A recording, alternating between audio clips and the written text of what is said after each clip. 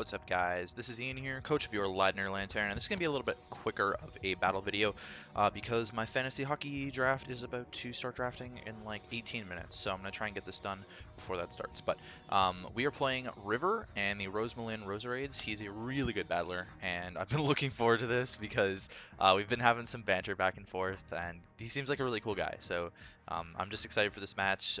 There's been a lot of memes about me winning matches 1-0, and River promised me that this would not end in a 1-0 and that it would be a smash either way. And so we'll see if that falls true or not. But yeah, there you go. So River's team consists of Zygarde 50%, Z-User, Hawlucha, Tapu Fini, Galvantula, Nihilego, Tyranitar, Kartana, Golisopod Z-User, Komala, Chandelure, and Trapinch Z-User. Trapinch was the only thing I didn't see coming. All of the other 10, I was like, oh god, what could be coming? And he didn't bring either of his Beast Boosters, his Wish Passer, or the Zygarde, which means the Tangela is entirely worthless because its main job was to wall Kartana and Zygarde. So Tangela is a waste of space this game, and I'm going to play it like that. Which basically means we're playing 5v6 because he has multiple threats on his team that are scary. Galvantula, Chandelure, and the Hawlucha I'm most scared of. Tyranitar I'm a little bit scared of, but not really. Excuse me, because Scrafty checks it really well. And Golisopod is a good revenge killer, and it's looking like I don't have a great answer to that, but Chandelure I absolutely have 0 answers to, so that's even more scary. I'm just going to lead off with... no, hang on. Let's talk about my team, because you guys probably haven't seen the team builder, and you should check that out, because I put a lot of effort into the team builders, and, you know, it's fun, and you know I put all the effort in, so like go watch it. But otherwise, if you refuse to watch that, or if you have already seen it and you saw it like yesterday and you don't remember what the team was, I'll run through it really quickly here. We're physically defensive Zapdos with Roost, Defog, Thunderbolt, HP Ice. Physically defensive Tangela, obviously, for the Zygarde, with Giga Drain, Leech Seed, HP Fire Knockoff. I'm 4-attack Z Mimikyu, so I'm Play Rough with Mimikyu MZ, Drain Punch, Wood Hammer, Shadow Sneak. Psyshock, Thunderbolt, Ice Beam, Roost, Megalodios. I'm Jolly Life Orb Mamo with Ice Shard, Icicle Crash, Earthquake, and Stealth Rock.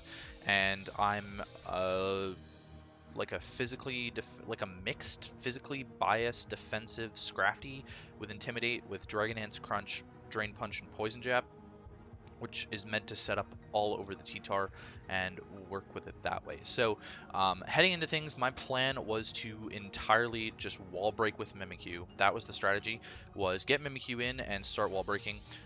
He doesn't have recovery on his walls, and he didn't bring Komala, so he quite literally has 0 recovery on his entire team outside of like Leech Life Drain Punch on like Golisopod Hawlucha. So Mimikyu's going to be able to come in, and he's going to lead off with the Tyranitar. So really good for me. Drain Punch isn't going to kill him if he's like max HP, but I can just get a free Play Rough off here. There's really no reason for me not to just click Play Rough. As he switches into the Tapu Fini, he told me after the game that he was worried about a Will-O-Wisp Mimikyu there, and that's why he went into the Misty terrain. But Play Rough doing...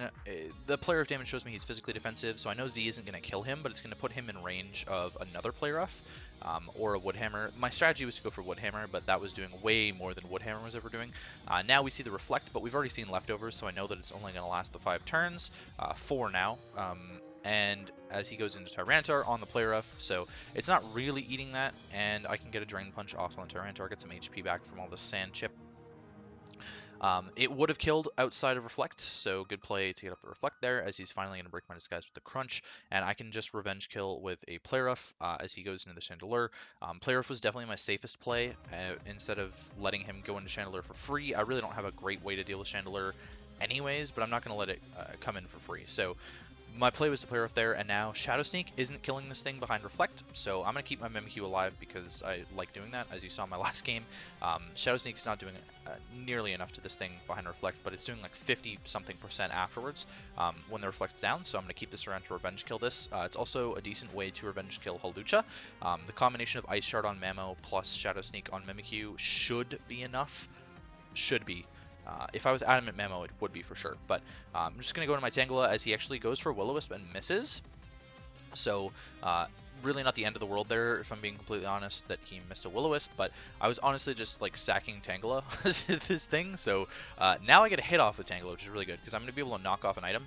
It's my best way to deal with the Chandelure, and I'm going to get rid of the Life Orb on the Galvantula as he goes for the Bug Buzz. I figured if he was going to stay in and go for webs, I was going to HP Fire, and then I was going to be able to get in Zapdos and defog those away. But Tangela goes down, like I said, it was worthless.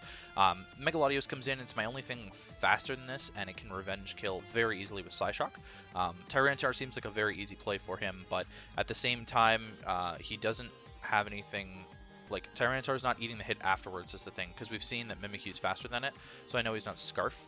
And so I show off the Thunderbolt. Thunderbolt obviously deals with a lot of his team. In comes the Chandelure. I'm actually barely in range of Scarf Shadow Ball killing me there from Timid, but it turns out he's Modest. So I was dying, I think 100% of the time to that Modest Scarf Shadow Ball.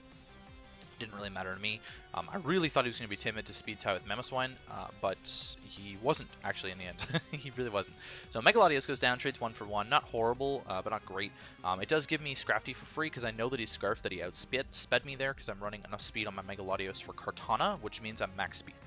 So I know that he's absolutely Scarf Chandelure based on that now, which means Scrafty gets to come in for free because Shadow Ball is doing like minimal damage to a Dark type. And so I just get to set up a Dragon Dance here as he goes into Galvantula. I'm not going to outspeed the Galvantula with my speed investment. I could have if I run a little bit more speed. I could have been outspeeding like Modest Galvantula, but I opted to try and outspeed Jolly Hawlucha after +2. And at the moment, I'm hitting, I think with the speed investment that I was hitting, I was outspeeding Tapu Fini at +1. Or, I was outspeeding Modest Tapu Fini at +1.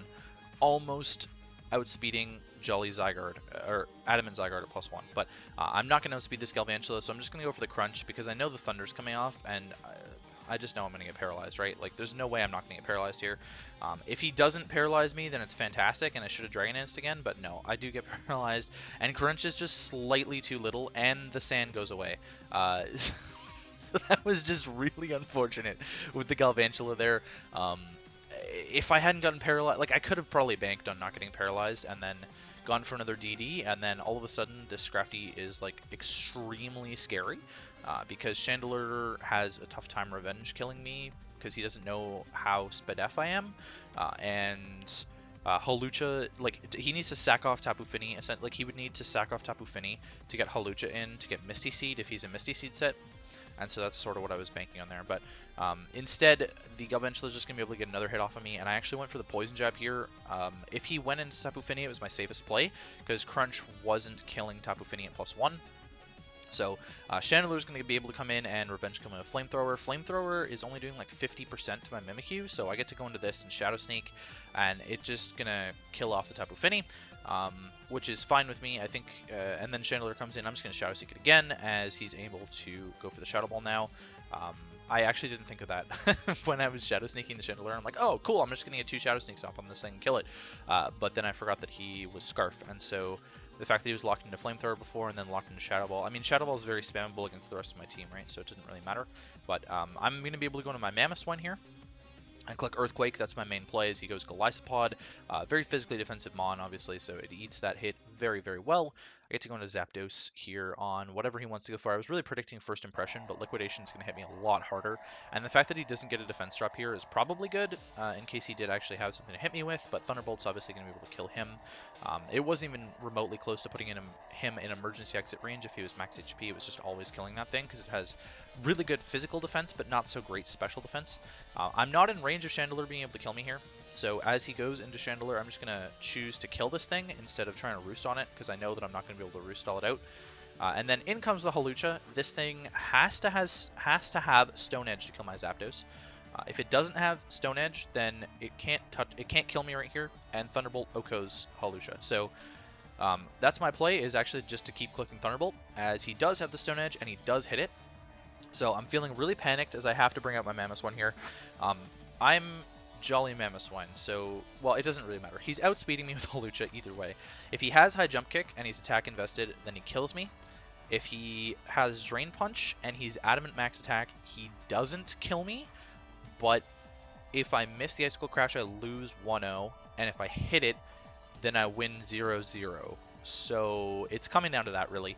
Um, and I'm just going to click Icicle Crash and hope and pray. And he actually does have the Drain Punch, and that damage is uninvested Hawlucha. We hit the Icicle Crash, and we win another game 1-0. So this is pretty crazy that we've gone 1-0 in all 4 of our matches. These clearly have been very close matches. I have so much respect for all the battlers that I've been playing. I don't necessarily think my Week 3 match should have ended in a 1-0. Like I said in my Week 3 match, I got a lot of hacks against me that game, which I think definitely contributed to it only being a 1-0 in the end of that. But in this game, I think it was really well played by both of us. He had nothing for Mimikyu, and I had nothing for Chandelure, and it was sort of just like a back and forth sort of thing until the point where I still had Zapdos in the back because he had never brought out Hawlucha, so I had no reason to switch in Zapdos at all, which was really good. So yeah, we pick up the 1-0. Next week we play Brett and the Macargo Brett of Eve. Brett's a really cool dude. He used to be part of the IPA. I remember him from my short stint in that server. He's got a really scary team. It's actually looking like a relatively hard matchup for me. So there you go. But that's going to be for week 5. So I will catch you guys next time.